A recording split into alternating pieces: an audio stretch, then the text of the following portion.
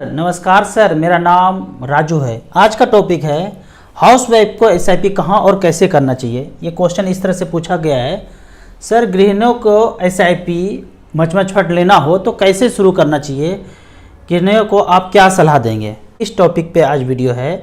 तो सबसे पहले जो हाउसवाइफ को क्या करना है इसको बाद में देखेंगे, क्या नहीं करना चाहिए पहले ये देखते हैं। पहला है अननेसेसरी परचेज, क्लोथ हो गहना हो देखा देखी करके अननेसेसरी परचेज करना है, ज़रूरत नहीं भी है तो भी परचेज करना है। मैं अपनी वाइफ के लिए बेंगलोर गया था, 5 साड़ी खरीद के लाया, 8 महीना बीत चुका है, अभी तक एक भी नहीं बनी है। ये हुआ अननेसेसरी खर्चा, हम ही खरीद के लाए हैं। वो अननेसेसरी खर्चा मैंने ही किया है, उन्होंने नहीं किया है। लेकिन ये मुकाम तब आया जब 14-15 साल इन्वेस्ट करके उतना पैसा जमा कर चुका हूँ, अब खर्चा करता हूँ तो फ़र्क नहीं पड़ता है। आप शुरू में ही अननेसेसरी खर्चा करेंगे तो फिर दिवालिया निकल जाएगा, कभी फाइनेंशियल फ्रीडम पा नहीं सकते हैं। तो पहला है अननेसेसरी खर्चा नहीं करना है, देखा देखी करके उसने लिया है तो हमें भी लेना है। दूसरा, all type of traditional plan आपका चल रहा, कुछ भी चल रहा होगा, ABCD से लेके XYZ लेके कुछ भी चल रहा होगा, अगर वो म्यूचुअल फंड नहीं है तो इसको स्टॉप कर दीजिए। कुछ भी रिटर्न नहीं मिलना है, 6 से 7% रिटर्न मिलना है, इसको बंद करके अगर आप लार्ज कैप में भी मच फंड के लार्ज कैप में भी पैसा इन्वेस्ट कर देते हैं तो वो भी बहुत ज़्यादा बन जाता है। यहाँ पे रिकॉर्ड है लार्ज कैप का, फंड सेलेक्ट किया है लार्ज कैप। 20 साल पहले किसी ने 10 लाख रुपए जमा किया था, 1 लाख किया होगा, 50,000 किया होगा, वो आप कैलकुलेट कर लीजिएगा। 10 लाख का वैल्यू HDFC टॉप 100 10 लाख का वैल्यू बनाया है 3.5 करोड़ पिछले 20 साल में। Aditya Birla front line equity 10 lakh बनाया है 3 करोड़ 5 लाख 18.63% का रिटर्न। इस तरह से करके ये रिटर्न मिला है। एवरेज भी अगर रिटर्न चेक करेंगे पिछले 20 साल में लार्ज कैप ने 16.65% का रिटर्न दिया है। चार्जेज यहाँ पे काट के ऑलरेडी दिखाया जा रहा है, 16.65 शुद्ध आपका रिटर्न हो गया। तो इस तरह से करके जो भी ट्रेडिशनल प्लान चल रहा है उसको बंद कर देना है।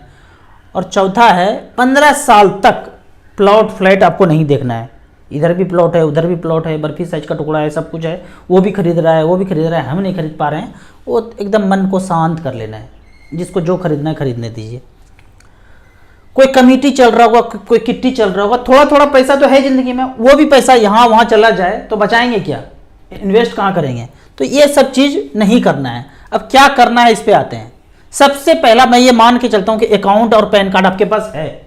यदि नहीं है, पैन कार्ड और अकाउंट भी आपके पास नहीं है, बैंक अकाउंट आपने खोलाया ही नहीं है, तो जैसे ही दरवाजा पे हस्बैंड आते हैं कॉलर पकड़ के बोलिए साला अभी तक पैन कार्ड और अकाउंट भी नहीं खोला, चलो सबसे पहले बैंक, ये दोनों पहले ओपन करना है, उसको लेके जाइए। अब आता है अगर इनकम घर का 50,000 रुपये पर मंथ है तो 10,000 रुपये पर मंथ आपके खाता में आना चाहिए। और यदि इनकम 1 लाख रुपये पर मंथ है, 20,000 रुपये आपके खाता में आना चाहिए। नहीं होता ऐसा तो हड़ताल कर दीजिए कि 10 से 20,000 रुपये तो अकाउंट में चाहिए ही चाहिए। और बता दीजिए हस्बैंड को मेन होल्डर हम रहेंगे, आप उसमें नॉमिनी होंगे। वो कहेंगे ये क्या मतलब चल रहा है, कुछ समझ में नहीं आ रहा है, अभी नहीं बताना है, आगे चलिए। 10,000 रुपये पर मंथ करेंगे तो उसके लिए 2,000 रुपये पर मंथ का 5 फंड लेंगे। कौन कौन सा है होगा ये फंड, यहाँ पे इस तरह से है। पहले मैं एक रिकॉर्ड दिखाता हूँ, ऑल इक्विटी सेलेक्ट किया है और लास्ट 15 ईयर्स 10,000 रुपये पर मंथ।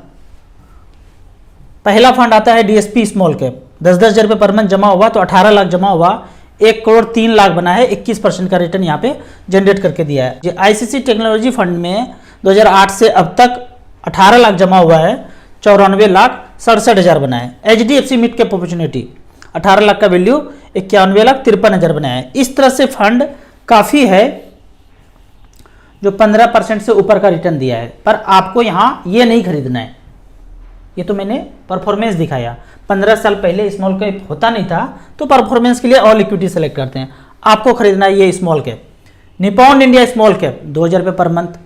यहाँ पे 10,000 रुपये पर मंथ डाला पिछले 12 साल से तो जमा किया है 14,40,000, वैल्यू बनाया 70,92,000, 24% का रिटर्न यहाँ पे जनरेट करके दिया है।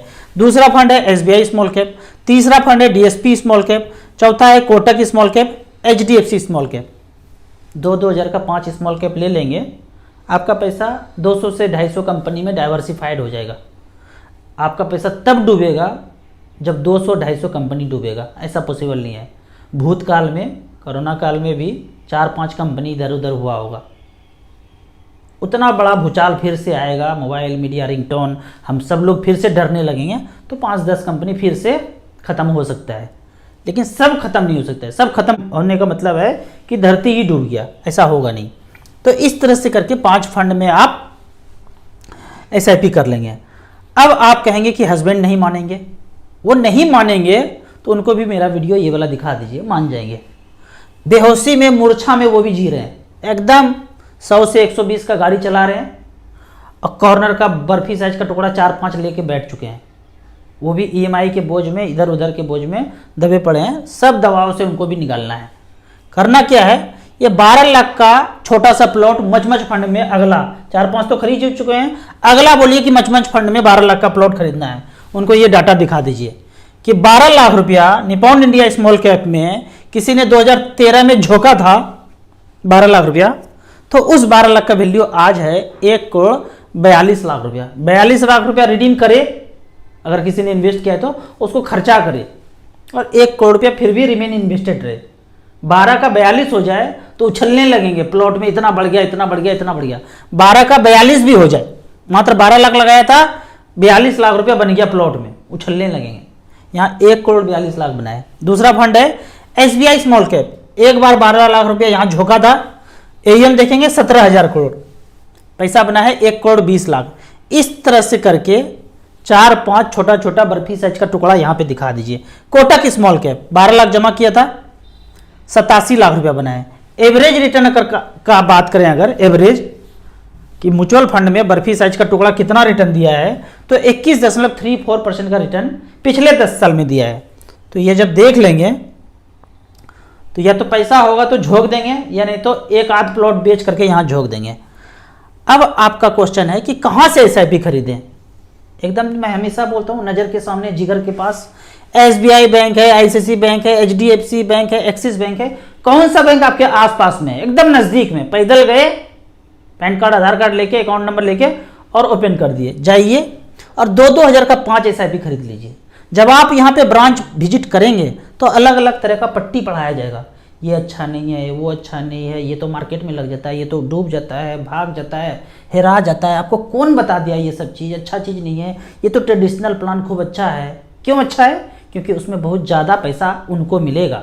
मचमच फंड में ज़्यादा पैसा मिलता नहीं, तो इसके बारे में कोई बात नहीं करता है। 1 लाख करेंगे 200-300 रुपया मिलेगा, 400 रुपया मिलेगा, कौन करे? ट्रेडिशनल प्लान करे 10-20 हज़ार 25 हज़ार मिल जाए तो वो बताना अच्छा रहेगा ना। तो ये बताएंगे नहीं, आपको पट्टी पढ़ाएंगे, ये मत खरीदो, वो मत खरीदो, तो आप उनको भी मेरा वीडियो दिखा दीजिए। वीडियो देखने के बाद बोला हाँ इतना तो पता ही नहीं था, चलो आपका कर देते हैं 2-2 हज़ार का 5, हम भी कर लेते हैं अपने लिए 2-2 हज़ार का 5। हम तो ये जानते ही नहीं थे कि मचमच फंड भी ऐसा कुछ कर सकता है। तो इस तरह से करके ऐसे शुरुआत कीजिए। अब एक और क्वेश्चन था, बच्चों के नाम पे म्यूचुअल फंड कैसे ले? सबसे पहले उनके नाम का एक अकाउंट खुलवा लीजिए। बच्चे के नाम का अकाउंट खुल जाता है, नाम चेक पे उनका आ जाएगा, आपका ही पैन कार्ड लगेगा, आपका ही आधार कार्ड लगेगा, बच्चों के नाम पे म्यूचुअल फंड स्टार्ट हो जाएगा। एक क्वेश्चन और पूछा गया है, ये क्वेश्चन यहाँ इस तरह से है कि अगर पैसा रिडीम करते हैं और एक म्यूचुअल फंड से निकाल करके दूसरे म्यूचुअल फंड में फुल इन्वेस्ट कर दिया जाए तो क्या कंपाउंडिंग पे कोई इफेक्ट पड़ेगा? ये क्वेश्चन है। आप पहले से मचमच फंड कर रहे हैं, पैसा कुछ एक्स जमा हो गया है, जितना भी जमा हो गया है 10 लाख 20 लाख 25 लाख जो भी जमा हो गया है, अब इस पैसे को चाहते हैं कि आप स्विच कर दें।